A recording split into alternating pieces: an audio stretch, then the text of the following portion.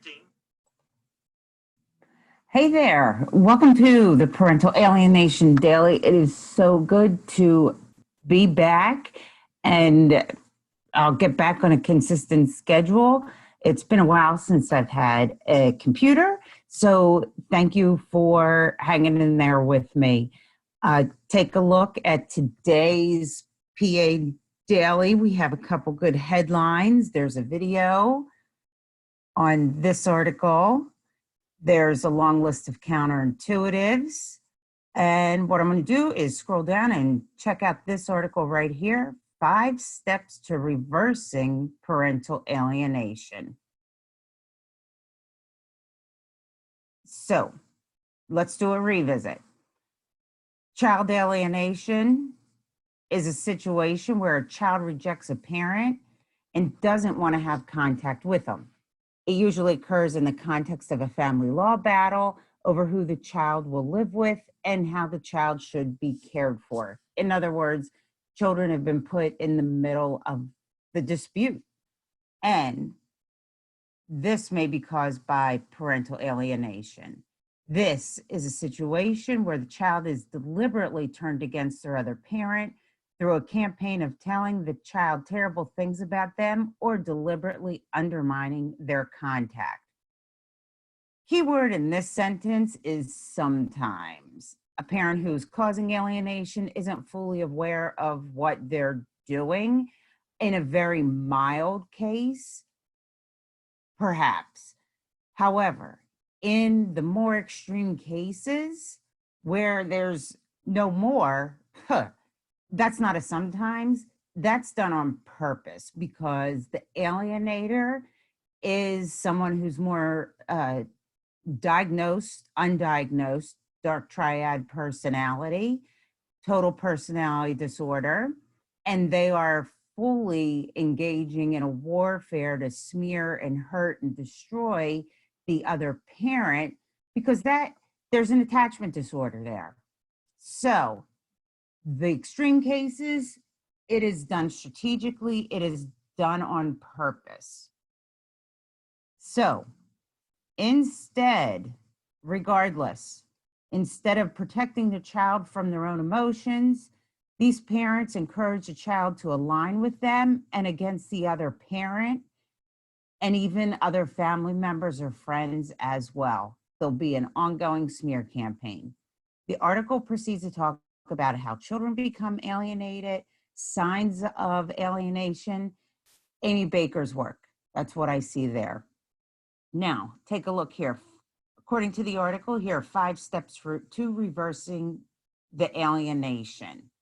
And these actions are highly effective in reversing whether the result of a deliberate campaign waged against you or due to your child's own feelings of distress over the separation. These are action steps for you to take right now. If the alienation is a result of programming and brainwashing deliberately done by your ex, it just doesn't get reversed overnight. It may take months, it may take years, and depending on how they're getting fueled, they may just continue to ramp it up and until you're completely erased. Use these techniques to work towards reconnecting with your alienated child. I think it is so important to mention that when you're looking for undoing the wrong or a push, trying to maintain whatever relationship you can with your children, this is not a sprint. You're in this for the long game. You thought you were protecting yourself by saying, I'm done with the drama. I'm done with the abuse. I'm done being a people pleaser. I'm done with the shenanigans, all of that. You want to break the cycle. And in breaking the cycle, our poor children get enmeshed even more in domestic violence.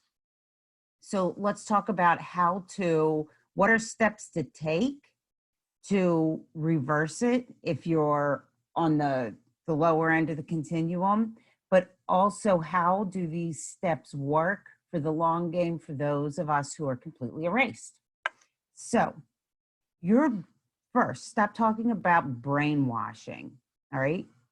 You want to just come right out and say things like, uh, you know, are mom or dad saying bad things? Are you telling lies about me? Or even just using the word, you're being brainwashed. All right. That you're criticizing the other parent, you're criticizing their mental state, and they don't think they're brainwashed. Think of it as a cult. Before I even heard the word parental alienation, I was just like, I don't know what this is, but it's like my kids are in the cult of dad. So it's, think of it through that context. If someone is involved in a cult, walking up to them and say, you're in a cult and this leader is brainwashing you, are they going to take well to that? Yeah, no, I don't think so either. All right. They're going to push back even more, and it's going to give the cult leader fodder to, to then manipulate the family member, the cult member, your child, to be more enmeshed with them. So that's just going to create anger and a bigger division. Instead of trying to convince them with words, show them through your behavior to counter the behavior. And it's so important to know that, you know what, you're damned if you do and you're damned if you don't. With that being said, focus on you and be as consistent as you can. If you are completely erased, then putting out loving social media posts, sending cards, sending gifts. That's what you need to make sure that you're putting out there, that you do love them and that you're available. All right. 2, maximize the time you spend with them. All right. The best time, it's easiest for your vindictive ex to alienate your child when you're not around. And when they fight, to make sure that you don't have any time with them. When they fight, to be the ones that the kids live with to damage you, but really they're damaging the kids even more so. It's easy for them to do. So you want to really work with time with your child. If you are in the process of a separation and divorce, maintain that time and document. You want to have as much time as you can with your kids. And even if you're not able to physically see them, to be in daily contact with your child. All right. Try to be as reliable as you can. Look, when you're going through this kind of trauma, it's going to trigger past traumas. Some days it's going to be hard to even get out of bed. Just keep trying to be there for your kids. They're going through a lot as well. All right. Let's see. Time to get your, get some time with them. And it's always important, as I talk to other parents, negotiate the stuff in a separate conversation. Go through mediation for the parenting time. Do not put negotiating who's getting the house and the retirement benefits with who's having parenting time. Those cannot be enmeshed. Material goods and children are not on the same playing field, and they need to be kept in separate conversations. Never let the two of them cross over with each other. 3, give options, ask for their opinions. All right. Instead of kids, kids don't like to be told what to do all the time, especially when they're teenagers. And the alienators actually have an easier job erasing you with teenage children. All right. When you tell kids, do this, don't do that, not leaving them with choices is not going to rebuild your relationship. Instead of telling them, this is what we're going to do this weekend, you need to ask them. Give them some options to choose from or ask them for what you like to do. So just yesterday, there was a mom asking me about a conversation she was having with her a young adult son who she had been alienated with, and he's been coming back around, and she's trying to navigate this time. It's been a few days in the making, and she's obviously, I can see she's been triggered, and she wants to do a certain kind of plan. And like I told her, find out from him what it is he wants to do. It is okay to release that control. This is about your child. This is about rebuilding a relationship with your child. Listen, take time to listen. And then, as a reminder, I sent her the video of Listen, Linda, because you always got to have a little lightness to this as well. Number 4, the opposite of your ex. So we know our exes, they're personality disordered. That just goes without saying, all right? They do not have empathy. That probably is your super weapon.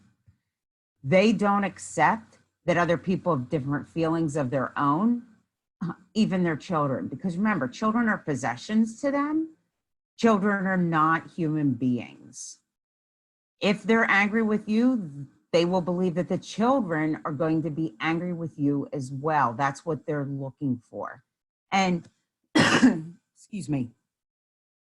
And that's part of this. They capitalize on nurturing a divisive, anger-laden child. They're projecting their emotions onto their children, and they want their children to be their spokespeople. They want family to be their spokespeople. They're very weak. They're very insecure. Well, they're hot messes. So that's why they got to use children on their behalf, because they're cowards. So your child's probably used to the other parent yelling and throwing tantrums, blaming others, especially you, like they stubbed their toe, it's your fault. They can't pay, they're not paying their bills, that's your fault. Every woe in their life, every woe, they're a victim of the parent that they erased. They're really sick tickets. All right, do the opposite. Do the opposite.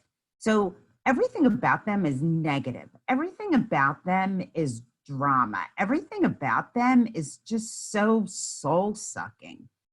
You counter it with your superpower, with your empathy. Give them love and give them positive energy. Oh, it's going to kill you not to be triggered and not to lose your noodle.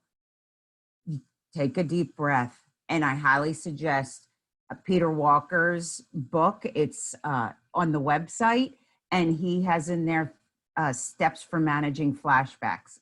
Look, you need to have a couple copies of that, put it all around the house, carry it in your bag, put it in the car, put it in the bathroom, put it in the kitchen, have it all around, because especially when you're in the divorce process and the alienator is trying to work their damnedest to get the kid away from you, oh, they are evil, dark souls. So your empathy is your superpower, but it's also your Achilles heel. So be very careful, be very mindful.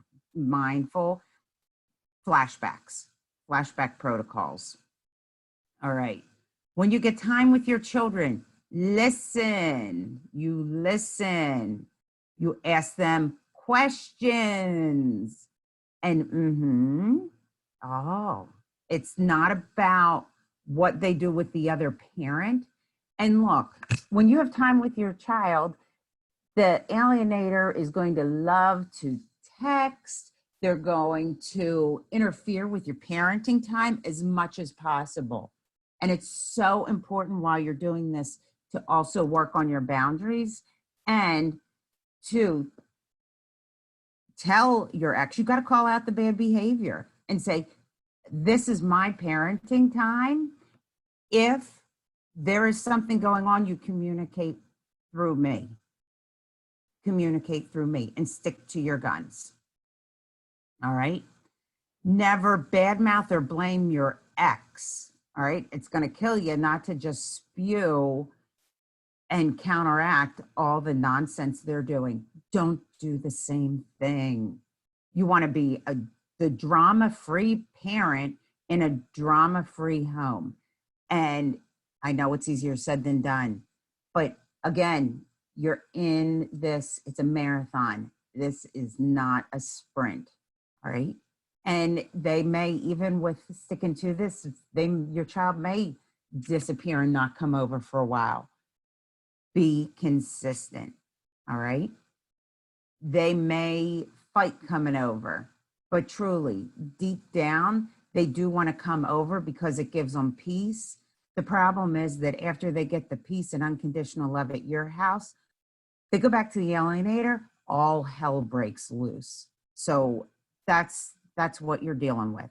And be a good listener, all right? We know that alienators aren't good listeners because they're so selfish and so self-centered. So they don't care. It's all about them, all about them. They're so consumed with themselves and being the quintessential victim. I know. Are you rolling your eyes yet? All right. So just listen to what your child's saying. Dig deep. Try to understand. Don't get offended. Don't get upset. Just ask open-ended questions and just say, I'm sorry you feel that way. I'm sorry this is what's happened to you. All right. And it's not necessarily what comes out of their mouth at the beginning. Like they're going to talk about like superficial things like, oh, you know, you made me eat pizza on Friday night. And you're like, what the hell is that? Keep asking open-ended questions, dig deeper, and get to what's really, really going on. Be the caring adult, because these poor kids, they are being amputated from anybody that cares and loves for them genuinely. And the alienator is removing any and all such resources. They're finding out who is just as batshit crazy as them and who will drive their agenda. And that is who the alienators will allow the kids only to be surrounded by. So water seeks its own level. So when you're being erased and you see who the alienator has your kids around, well, here's a red flag on the truth on people. They're just as batshit crazy as they are. And there it is. So these 5 steps are just a start. Make sure that, and if you're completely erased, you send them letters, send them notes, and just keep that going. And now that I'm up online, I hope to keep this going as well. It's great to touch base. Leave a comment below. And until next time, everybody, have a great day.